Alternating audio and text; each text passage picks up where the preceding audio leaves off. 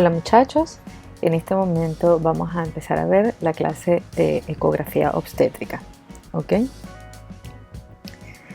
Bueno, nuestra hoja de ruta, vamos a hacer una breve introducción, vamos a saber cómo se realizan las ecografías obstétricas en Chile y cuáles son los objetivos y la evaluación de cada una de las ecografías realizadas por trimestre, ¿ok?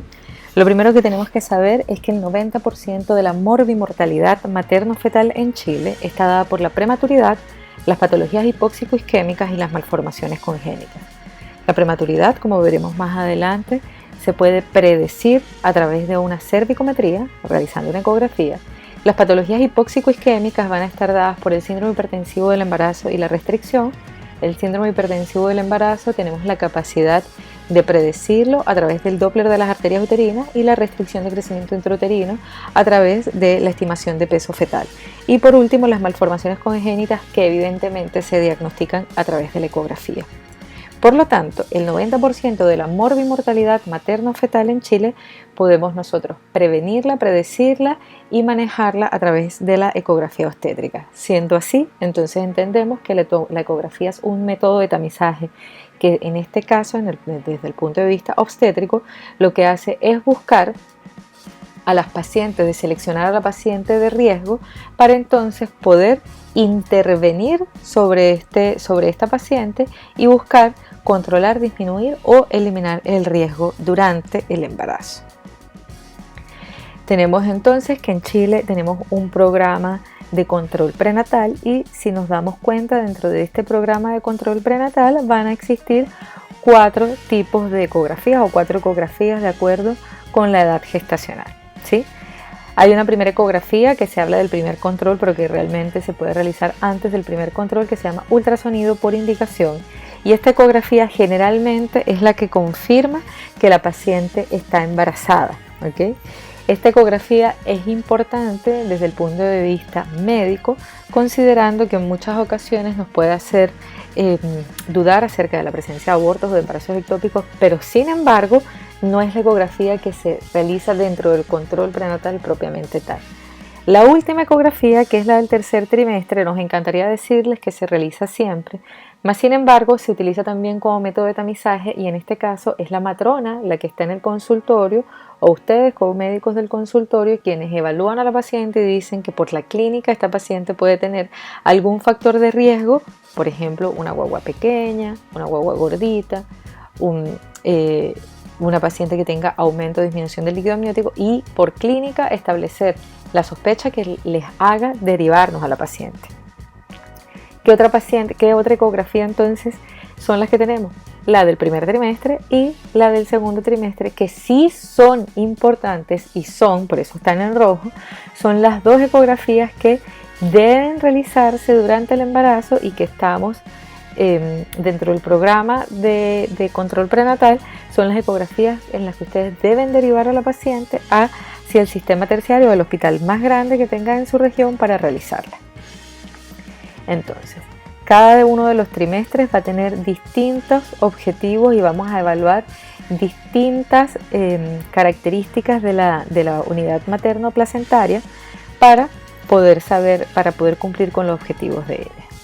La primera ecografía entonces evidentemente va a ser la del primer trimestre y como toda ecografía su finalidad va a ser seleccionar a la paciente de alto riesgo obstétrico, determinar la edad gestacional que es fundamental como hemos visto en los seminarios del enfrentamiento de la paciente de alto riesgo obstétrico, determinar la edad gestacional lo más certeramente posible, establecer el riesgo de aneuploidía y evaluar el diagnóstico de malformaciones congénitas, de grandes malformaciones congénitas, ¿ok? Entonces, para cumplir estos objetivos, ¿qué es lo que vamos a evaluar? Primero la ubicación del embarazo, la vitalidad fetal, el número de fetos, vamos a tener que establecer la edad gestacional segura, la presencia de malformaciones fetales y de marcadores de cromosomopatías.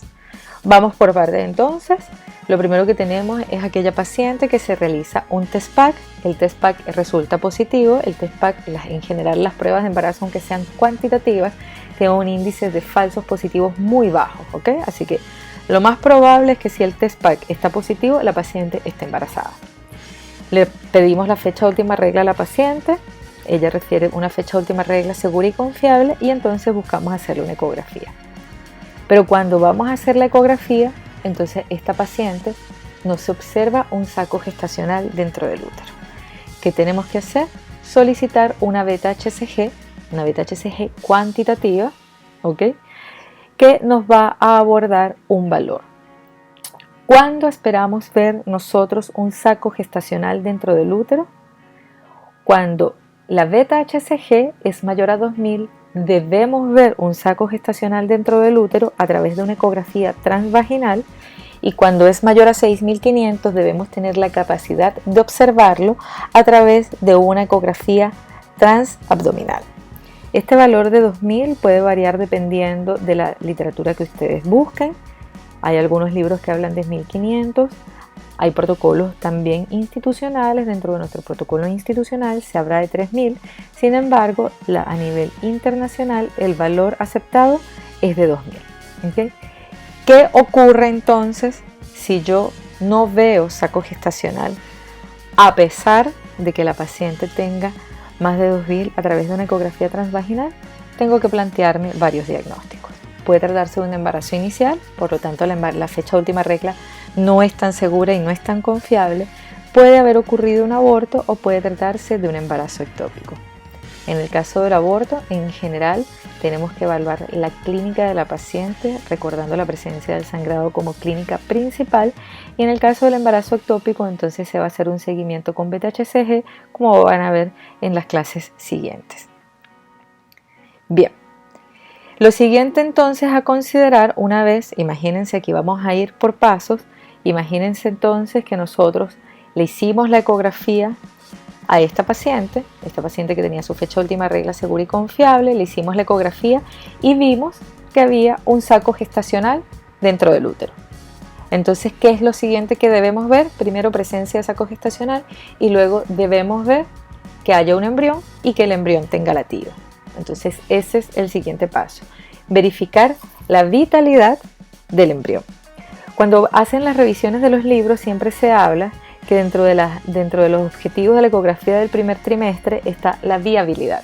Mas, sin embargo, nosotros en una primera ecografía no podemos establecer la viabilidad fetal, ya que la viabilidad es la presencia de aquel feto que potencialmente pueda terminar en un recién nacido vivo, y por lo tanto este no es el momento de establecer la viabilidad. En este momento nosotros lo único que podemos establecer es la vitalidad, ¿ok? ¿Qué pasa entonces si tenemos a esta mujer que está embarazada, que sabemos que tiene un saco gestacional in útero, pero no le vemos embrión, o vemos embrión y no le vemos latido?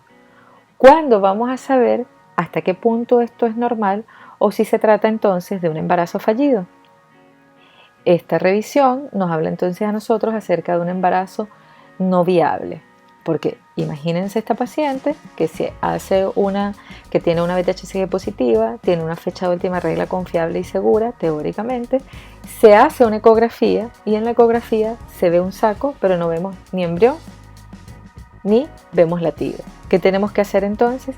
Conocer los hallazgos diagnósticos de un embarazo fallido antes de decirle a la paciente que se trata de un aborto, ¿ok? Entonces, lo primero que tenemos que saber es que los criterios diagnósticos para considerar como un aborto es cuando veo embrión y el embrión mide más de 7 milímetros y no tiene latidos cardíacos, entonces estamos ante la presencia de un aborto. Si veo el saco gestacional y este saco mide más de 25 milímetros y no hay embrión, ya en ese momento debe haber salido embrión, por lo tanto se trata de un aborto. Hice una primera ecografía, veo saco gestacional, le digo a la señora, tranquila, puede tratarse de un embarazo inicial, y a los 15 días repito la ecografía y todavía no veo ni saco vitelino ni embrión, entonces se trata de un aborto. Y por último, si yo en la primera ecografía veo el saco gestacional, veo una vesícula vitelina, este es el saco gestacional, este sería el embrión y esta sería la vesícula vitelina, la marcada en rojo, entonces yo le repito la ecografía a la paciente, imagínense que en este caso no se hubiese visto embrión, veo un saco, veo la vesícula vitelina y le digo a la paciente, le voy a repetir la ecografía en 11 días. Y si en 11 días todavía no aparece embrión, entonces en ese caso estamos ante la presencia de un aborto. En este caso, ¿de qué se trata? Un aborto retenido porque hay un embarazo, hay un saco gestacional, pero no hay un embrión con latido. Vamos hacia atrás entonces. Tenemos una paciente que tiene una fecha de última regla con un test PAC positivo, le hago una ecografía, veo que tiene saco gestacional. Este saco gestacional tiene un embrión y este saco gestacional tiene latido, tengo que saber cuántos fetos son. Es un feto maravilloso, se trata de un embarazo único. Hay 2 o más fetos o 2 o más embriones, entonces lo primero que tengo que establecer en este caso es la corionicidad y la amnionicidad. ¿Ok? Entonces, ¿cómo lo voy a establecer? A través de un signo que se llama lambda, porque se parece a la letra lambda, y el signo de la T. Aquí hay un dibujito que lo pinté yo y quizás no está tan bonito, pero es para que se entienda. Esta es la letra lambda, esta es la T. Cuando tenemos un embarazo bicorial, biamniótico, significa que hay en rojo 2 corion, ¿okay?, que separan a las guaguitas, y 2 amnios. Y es por eso que esto es mucho más grueso que cuando tenemos un monocorial, ¿ok?, con 2 amnios. Si vemos entonces, cuando le ponemos las letras, vemos la lambda se parece bastante a la Y, por eso se los coloqué. Vemos que hay una lambda en el caso del bicorial y una T en el caso del biamniótico. ¿Cómo lo vamos a ver aquí? Vamos a ver que el signo lambda es mucho más grueso, ¿ok?, que el signo de la T, pero es justamente por la presencia de estas 4 capas, cuando en este caso nada más hay 2 capas de cada amnios. Bien, después de que hemos dicho, bueno, ya, en este caso tengo un saco gestacional dentro del útero, tengo embrión, tengo latido, pero en vez de uno tengo 2 embriones, ya, se trata de un bicorial o de un monocorial, ¿qué más debo saber? Bien, lo primero es cuál de los embriones o cuál de los fetos voy a tomar para saber cuál es la edad gestacional, entonces cuál es la longitud craneonalga que voy a tomar para tomar el cálculo. Siempre va a ser el del gemelo de mayor tamaño. ¿Ok? ¿Por qué? Porque se puede considerar que el gemelo que tiene menor tamaño podría venir con algún tipo de cromosomopatía o algún tipo de malformación que no le permita tener un tamaño adecuado. ¿Ok? Y las malformaciones nunca van a ser caracterizadas por tamaños mayores. ¿Ok? Siempre va a ser por menor tamaño. Entonces vamos a calcular la edad gestacional siempre a partir del primer gemelo. ¿Cuál va a ser el gemelo 1? El que si naciera hoy fuese el primero en nacer por un parto vaginal, por lo tanto va a ser el que esté más cerca de la presentación. Bien, entonces estamos hablando de que en el primer trimestre es el momento en el que podemos establecer la corionicidad. ¿Ok? Entonces, en el segundo y en el tercer trimestre tengo la capacidad de establecer corionicidad a través del signo lambda y del signo de la T. No, porque las placentas tienden a fusionarse y las membranas ya casi no se ven a medida que avanza el embarazo. Podemos establecer corionicidad nada más si las placentas son 2 y están ubicadas en distintos sitios, o si los sexos son diferentes. Pero si las placentas se han fusionado y los 2 niños tienen el mismo sexo, nunca vamos a saber si se trata de un monocorial o de un bicorial, y en este caso siempre vamos a tratar el embarazo como un monocorial porque es el que tiene un mayor riesgo. Bien, entonces, esta paciente que tiene un embarazo con un saco gestacional dentro del útero, vamos a continuar con un solo embrión que tiene latido. ¿Ok? Ya tenemos entonces la ubicación, la vitalidad, es uno solo, el número de fetos, y ahora nos tocaría calcular la fecha de última regla. Como hemos visto anteriormente, hablamos de una fecha de última regla segura si la paciente la recuerda con certeza, y confiable si ocurre dentro de un ciclo ovulatorio en el que no han intervenido un aborto, los anovulatorios, un embarazo ectópico, entre otras. ¿Ok? Entonces, ¿cuándo voy a calcular la fecha de última regla operacional? Cuando la primera ecografía no coincide con la fecha de última regla que me dio la paciente. ¿Ok? Pero para saber si coincide o no coincide, tengo que tener unos límites de discordancia.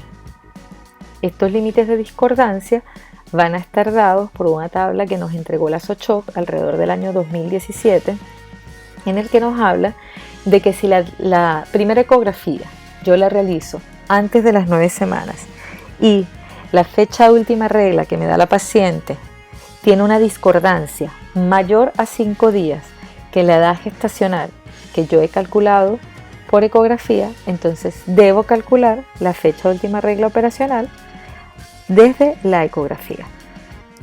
Esto va a pasar lo mismo cuando la ecografía la realizo entre las 9 y las 16 semanas y la discordancia es mayor a 7 días, entre las 16 y las 22 semanas cuando la discordancia es mayor a 10 días, luego de las 23 semanas si la discordancia es mayor a 14 y después de las 28 si la discordancia es mayor a 21 días.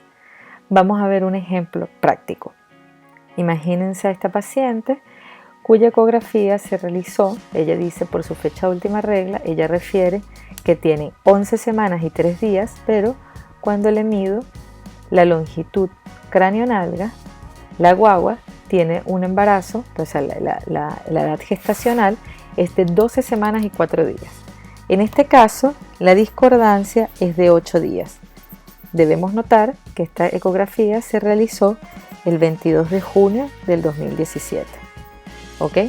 Entonces, 11 semanas más 3 días por la fecha de última regla aportada por la paciente, 12 semanas más 4 días por el LCN. Me voy a la tabla y digo, ok, estoy en el primer trimestre, tengo una discordancia de 8 días, es una discordancia mayor de 7 días y por lo tanto tengo que calcular la fecha de última regla operacional. ¿Cómo lo voy a hacer? Por edad gestacional por LCN la paciente tiene 12 semanas y 4 días y le hice la ecografía el 22 de junio. Me voy al 22 de junio, ese día la paciente tiene 22 semanas y 4 días y cuento hacia atrás.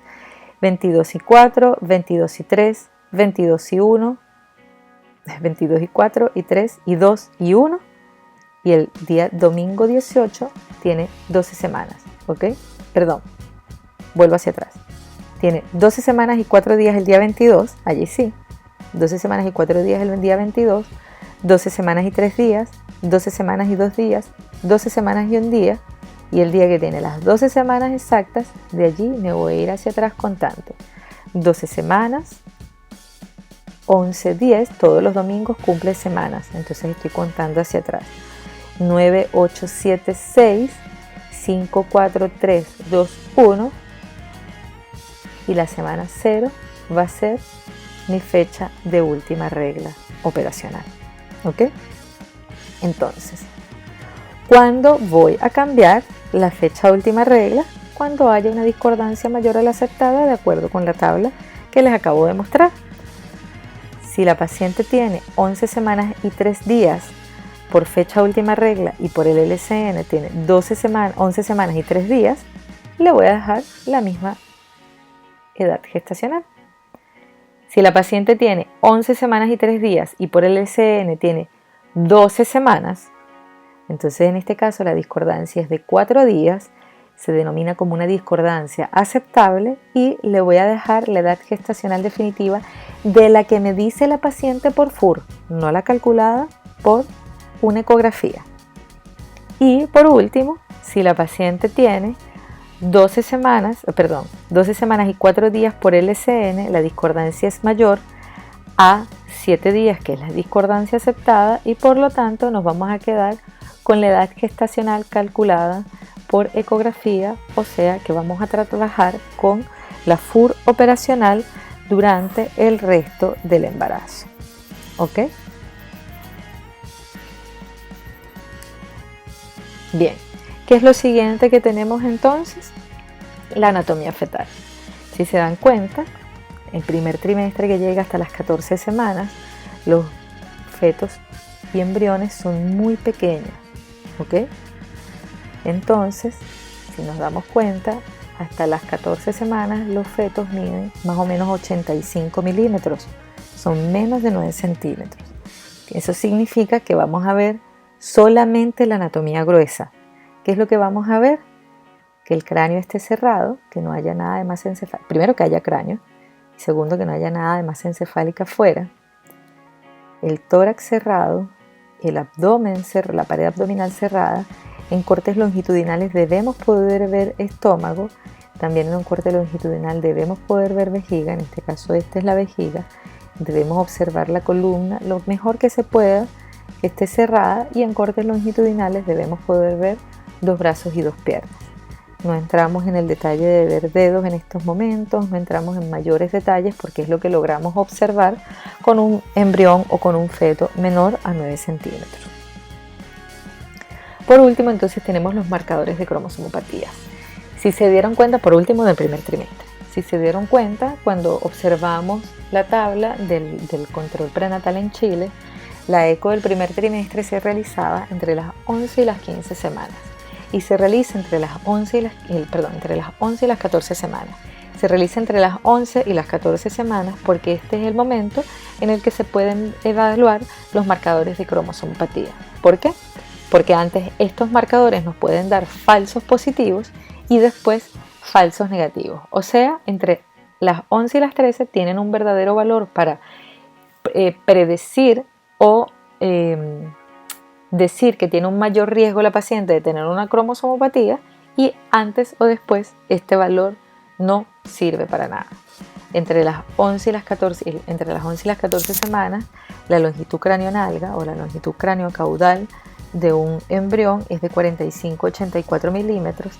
Es importante que para medir estos marcadores de cromosomopatías el embrión tiene que estar en cierta posición, que es esta, ¿okay? Tiene que estar en un medio longitudinal donde se pueda ver el cerebro, parte de la columna, ¿okay? Tiene que tener una posición específica, y estos marcadores de cromosomopatías no son capaces de hacer diagnóstico.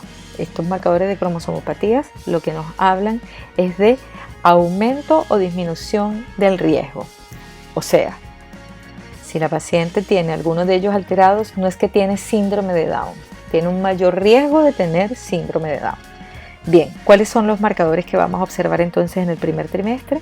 Primero, la translucencia nucal. La translucencia nucal es un espacio que hay entre la piel y el subcutáneo a nivel de la nuca del feto. ¿Okay? Y la translucencia nucal todos tienen translucencia nucal, y para nosotros va a ser anormal cuando está por encima del percentil 95. De manera general se habla de que hay translucencias nucales para cada una de las medidas. El promedio de lo del 45 milímetros es 1.2 y el percentil 95 para esta medida es 2.1. A las 13 semanas y 6 días, que miden 84 milímetros, el promedio es de 1.9 milímetros, pero el percentil 95, que es el que nos importa porque es anormal, es 2.7 milímetros. ¿Okay? Y el percentil 99 a cualquier edad gestacional es 3.5. Eso significa que si usted toma esta medida y tiene más de 3.5 milímetros, a cualquier edad gestacional es anormal. ¿Ok? Dentro de todos los marcadores de cromosomopatía, la translucencia nucal es el que tiene una mayor tasa de relación para el diagnóstico de cromosomopatías. ¿Ok? Y si bien es cierto que está directamente relacionado con las trisomías 21, 18 y 13, también es cierto que una translucencia nucal puede estar aumentada en el caso de alteraciones cardíacas. Las cardiopatías son las primeras causas, pero también puede estar asociada con otro tipo de alteraciones estructurales, como por ejemplo displasias esqueléticas, alteraciones torácicas, y puede estar asociada con otro tipo de alteraciones que no necesariamente sean anatómicas, como por ejemplo las colagenopatías. ¿Okay? Entonces la translucencia nucal es el marcador del primer trimestre más importante de cromosomopatías. Luego de eso, vamos a tener entonces el hueso nasal. En el hueso nasal, en el primer trimestre, a diferencia de la translucencia nucal, no se mide. En este caso vamos a hablar solamente de la presencia y de la ausencia. En algunos casos, en el segundo trimestre lo van a medir, van a ver que se mide, pero en el primer trimestre jamás se mide. Cuando juntamos a una paciente, cuando realizamos la ecografía a una paciente, le realizamos en el primer trimestre siempre, sí o sí, dependiendo de la posición del feto y que el feto no lo permita, la translucencia nucal y la presencia del hueso nasal.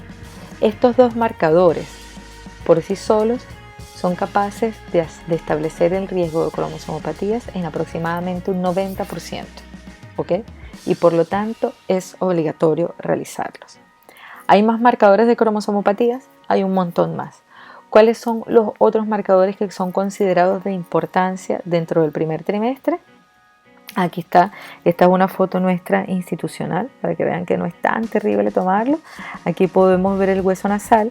Lo bonito del hueso nasal es que se ve el hueso, la piel y la punta. Si se dan cuenta, aquí el hueso nasal y la piel tienen que hacer un signo de igual. La piel tiene una queogenicidad bastante parecida al hueso.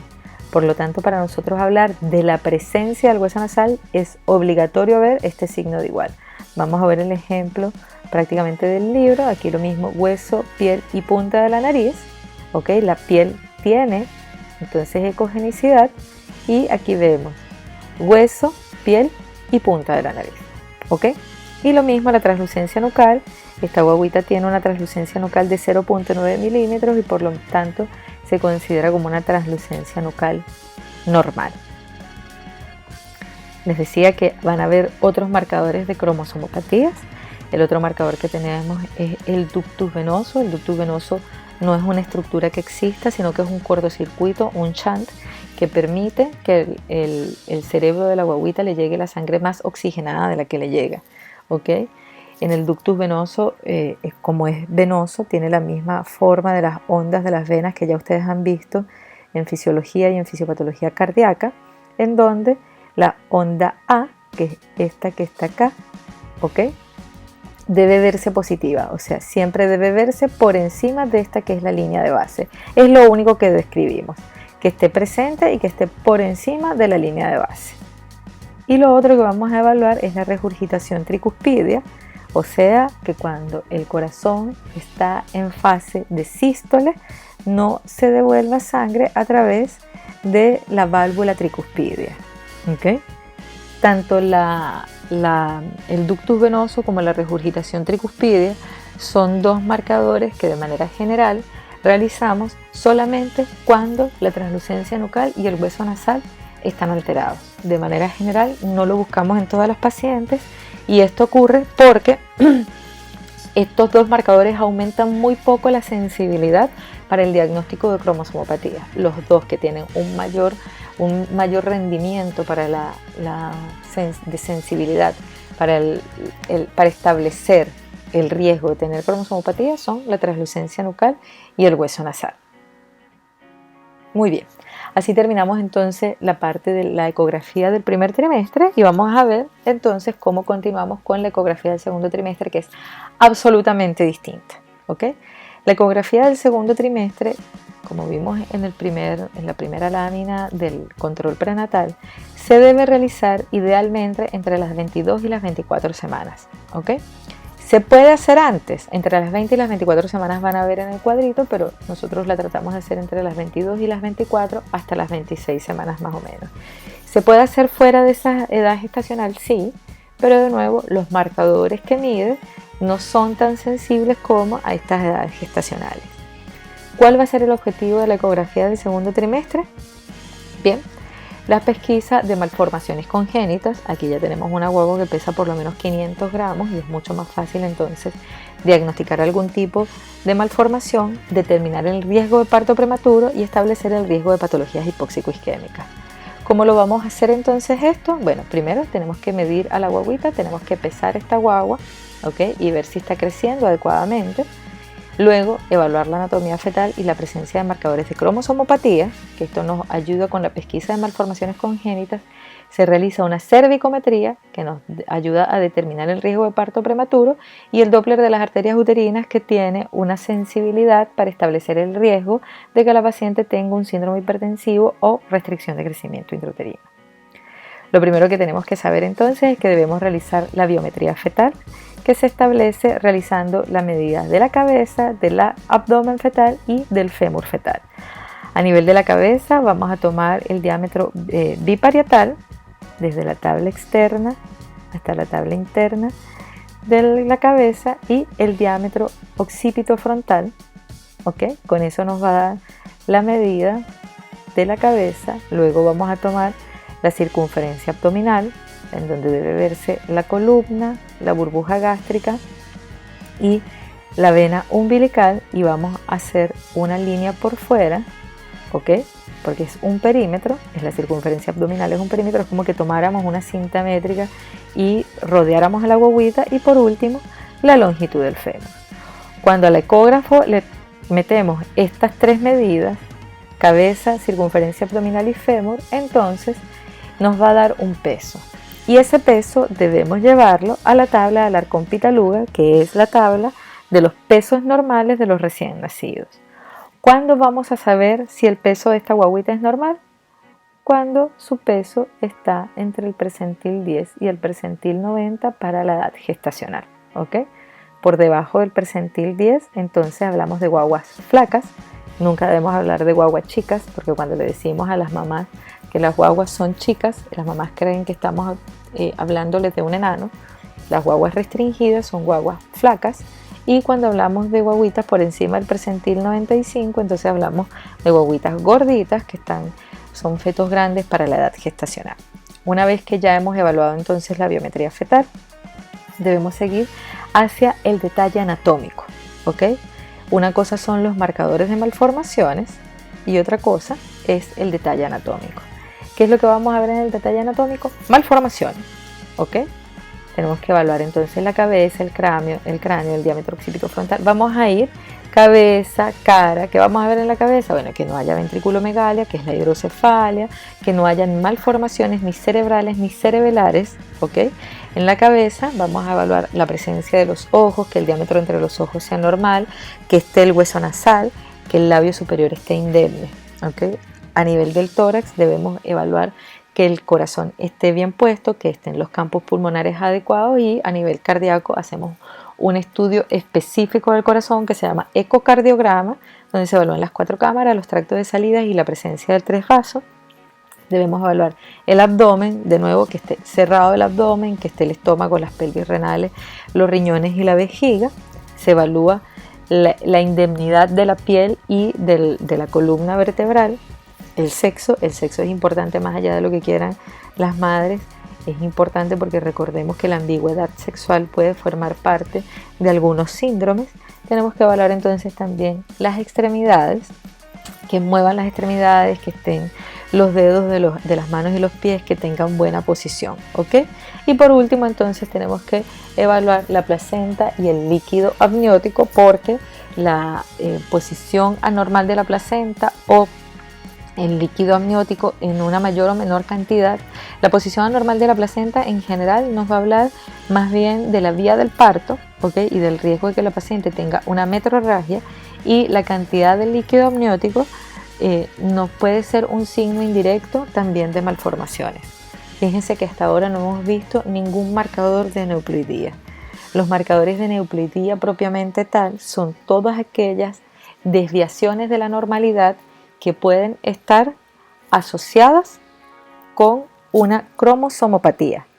Marcadores de neuploidías, vamos a tener marcadores mayores y marcadores menores, considerándose los marcadores mayores, por ejemplo, una cardiopatía congénita. Siempre que tenemos una cardiopatía congénita, entonces nosotros debemos saber que hay una asociación con una cromosomopatía. Los marcadores mayores casi nunca están presentes, ¿ok?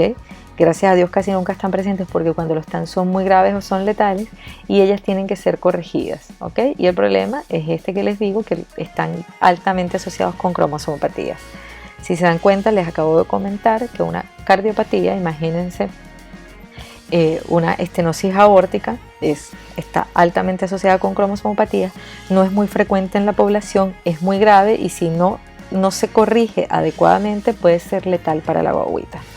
Un marcador menor es aquel que por sí solo no tiene relación con las cromosomopatías, pero cuando se presentan dos o más marcadores menores tenemos que prender las luces acerca de una cromosomopatía y por eso se habla de que tienen poca relación con las aneuploidías, son bastante frecuentes. Entonces el típico marcador menor es la pielectasia, cuando hay una ectasia de orina en los riñones y aumenta el tamaño de la pelvis renal. Esto es bastante frecuente y no está asociado con discapacidad. O sea, el hecho de que haya una pielectasia, de que se esté concentrando orina más bien a nivel de las pelvis renales, no significa que el riñón no funciona. Y generalmente, o en muchos casos, se puede resolver espontáneamente. Aquí les coloco los hallazgos inespecíficos, conversándoles entonces, por ejemplo, del líquido amniótico o de las restricciones de crecimiento, que si bien no entran ni dentro de los marcadores mayores ni menores, cuando uno consigue o bien un marcador mayor o bien un marcador menor y está asociado con alteración del líquido amniótico o del crecimiento fetal, igual debemos pensar que esta paciente puede tener algún tipo de malformación o de aneuploidía. Bien, entonces ya pesamos a nuestra guagüita, ya le hicimos la anatomía, descartamos que tuviese algún tipo de signo sugerente de cromosomopatía y luego vamos entonces a establecer el riesgo de parto prematuro a través de una cervicometría. Cuando las pacientes son pacientes que no tienen riesgo de parto prematuro, van a ver que el mayor riesgo de parto prematuro es el antecedente de un parto prematuro anterior. Pero cuando no hay ningún factor de riesgo para que tenga parto prematuro, un cervix normal es aquel que tiene más de 15 milímetros. ¿Ok? Cuando la paciente tiene riesgo de parto prematuro, entonces el cervix se va a considerar normal cuando tenga más de 25 milímetros. O sea, somos más estrictos para saber, para el diagnóstico del parto prematuro. ¿Okay? Le hago la ecografía a una paciente que no tiene antecedentes de parto prematuro y esta ecografía me da, ahí está, esa es la medida que vamos a tomar. ¿Okay? Es el canal cervical lo que vamos a medir, ¿sí? Entonces imagínense que la paciente a la que estamos viendo es esta y el cervix me da 20. Si es una paciente que no tiene riesgo por antecedentes de parto prematuro, entonces es un cuello que es normal. Pero si la paciente tiene antecedentes de parto prematuro y el cervix es de 20, hablamos de una cervicometría que es corta y esta paciente ya entra dentro de las pacientes de riesgo, por eso la ecografía es una prueba de tamizaje y debemos emprender una serie de acciones para disminuir o eliminar el riesgo de parto prematuro. ¿Podemos ver cuellos más cortos? Sí. Aquí de nuevo tenemos una paciente nuestra a la que se le hizo la cervicometría. Este es el cuello y cuando medimos el cervix mide solamente 9 milímetros. O sea, esta paciente con o sin antecedentes es una paciente de alto riesgo porque su cuello mide menos de 15 milímetros. Bien, dijimos también, ya hemos establecido la biometría fetal, alteraciones anatómicas, cromosomopatías y riesgo de parto prematuro. Ahora tenemos que hacer entonces el Doppler de las arterias uterinas, en el que vamos a establecer el riesgo de síndrome hipertensivo del embarazo. Está asociado con preeclampsia severa, tiene un IP mayor al 95, está asociado un 84% con preeclampsia severa y restricción del crecimiento intrauterino severo, que es lo que a nosotros nos importa diagnosticar, toda aquella patología que sea severa, ya que es la que nos va a hacer interrumpir el embarazo antes. Entonces, ¿qué es el Doppler de las arterias uterinas? Aquí no vamos a ver más que esta es la sístole del corazón expresada a través de las arterias uterinas y esta es la diástole del corazón expresada a través de las arterias uterinas. Van a leer que hay un notch, que es esto, que está acá al medio, y esa no es más que la transmisión del cierre de las válvulas aórticas. Recordemos que entre la sístole y la diástole, eso es lo que ocurre, el cierre de la válvula aórtica. ¿Qué es lo ideal? Que esto no se transmita, o que si se transmita muy poco. Nosotros, aparte del notch, que es eso que están viendo, ¿okay? Que es el notch o el cierre de la válvula aórtica, vamos a medir realmente es el índice de pulsatilidad, que no es más que el promedio de cada uno de estos puntitos. Eso nos va a dar un valor, lo vamos a llevar a una tabla, y esta tabla tiene un valor, un percentil 95, ¿okay? Para la edad gestacional, y si está por encima del percentil 95, nosotros decimos, esta paciente tiene un mayor riesgo de hacer una preeclampsia severa o una restricción de crecimiento intrauterino severo, y sobre esta paciente tengo que ejercer acciones para disminuir ese riesgo. Bien, por último, entonces tenemos la ecografía del tercer trimestre, y en esta ecografía generalmente se realiza sobre las 28 semanas. Al hacerla sobre las 28 semanas, sabemos que la discordancia con la edad gestacional aceptada es mayor a 21 días. Por lo tanto, no nos sirve para calcular la edad gestacional. ¿Ok? ¿Para qué nos va a servir? Para evaluar el peso de la guagüita, saber qué presentación tiene, la ubicación placentaria, el líquido amniótico, y saber las pruebas de bienestar fetal. Las pruebas de bienestar fetal, en general, hablamos del perfil biofísico y del Doppler, que son temas que van a tocar en otra clase. Y ahora vamos a evaluar entonces el resto de los parámetros. Si se dan cuenta, estos parámetros son todos aquellos que podrían influir en tener un parto antes del término, de acuerdo con la alteración de cualquiera de estos, ¿ok? O la vía del parto. ¿Por qué? La evaluación del crecimiento fetal nos puede hablar de una restricción, el líquido amniótico también nos puede hablar de algún tipo de alteración, pero la vía del parto se va a ver afectada dependiendo de si el feto está encefálico. Perfecto, podemos tener un parto vaginal, pero si el feto está en podálico o en transverso, entonces ya sabemos que la vía del parto cambia y nos vamos hacia una cesárea. ¿Okay? Y la ubicación placentaria, si tenemos una placenta previa, centrooclusiva total, evidentemente esta guagua no puede nacer por un parto vaginal, y ya ahí automáticamente sabemos que va a cesárea.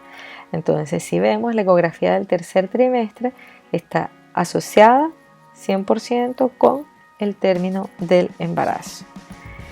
Lo que les acabo de comentar, después de las 28 semanas no podemos establecer la edad gestacional, de acuerdo con esta guía que nos entregó la SOCHOC en el 2017. La SOCHOC es la Sociedad de Obstetricia y Ginecología.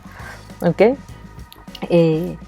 Nos dice que la edad gestacional después de las 23 semanas no se puede calcular, y eso se llama una edad gestacional dudosa. Después de las 23 semanas, si se realiza la primera ecografía y esta ecografía no coincide con la fecha última regla dada por la paciente, entonces automáticamente hablamos de una edad gestacional dudosa. Este tema igual lo vamos a tocar en la siguiente clase, que es conmigo, que es la clase de edad gestacional dudosa. Por lo tanto, no nos sirve una ecografía del tercer trimestre para determinar la edad gestacional. Lo mismo, el peso de la guagüita lo vamos a tomar entre el percentil 10 y el percentil 90 como normales. Menor del percentil 10 es una guagua con una restricción del crecimiento intrauterino, una guagua flaca, no una guagua chica. Y por encima del percentil 90 no siempre se habla de macrosomía. Se habla de un feto grande para la edad gestacional, porque la macrosomía es un diagnóstico postnatal. Lo otro que le vamos a evaluar, ya se los comenté, el líquido amniótico. El líquido amniótico tiene dos formas en las que se puede evaluar. El criterio de Manning, en la que solamente se toma un bolsillo, el máximo bolsillo vertical, esas son las siglas MBB, ¿okay? En la que se va a hacer la medida vertical de ese bolsillo más grande de la guatita, y vamos a tener el valor normal que va de 2 a 8, ¿okay? Si este máximo bolsillo mide menos de 2 centímetros, conversamos acerca de oligoamnios, y si mide más de 8 centímetros, entonces estamos en presencia de un polidramnios. También se puede hacer midiendo los 4 distribuidos, o sea, dividimos la guata de la mamá en 4, medimos dividimos la guata de la mamá en 4, tomamos 4 cuadrantes, este es este cuadrante, este es este, y así cada uno de ellos medimos cada uno de esos cuadrantes y la suma total nos va a dar el índice del líquido amniótico, que es el criterio de Phelan, ¿ok? De manera general, entre 8 y 18 se considera normal, con menos de 5 hay oligoamnios y con más de 25 hay polidramnios, a pesar de que vemos que hay una subclasificación, ¿ok? Y como les dije, vemos la presentación, que esté cefálico, transverso o podálico, y vemos la placenta para saber entonces si le podemos dar vía del parto vaginal o no. Por último, entonces, debemos recordar, lo más importante de la ecografía es calcular la edad gestacional. Por eso necesitamos saber la fecha de última regla operacional. Recordar que no hacemos diagnósticos de cromosomopatías ni de síndromes hipertensivos, sino que hablamos acerca de un mayor riesgo de tener cromosomopatías. Y por último, nos permite hacer el diagnóstico adecuado de la estimación de peso fetal, para lo cual es importantísimo tener la edad gestacional, ¿ok?, adecuada, y este diagnóstico adecuado de estimación de peso fetal nos permite saber si estamos en la presencia de un feto restringido o de un feto grande para la edad gestacional. Bueno, muchachos, esta es la primera clase. Les voy a enviar 2 videos más con la clase de edad gestacional dudosa y con la clase de embarazo cronológicamente prolongado. Todas las dudas y las preguntas van a ser resueltas entonces en nuestra clase online.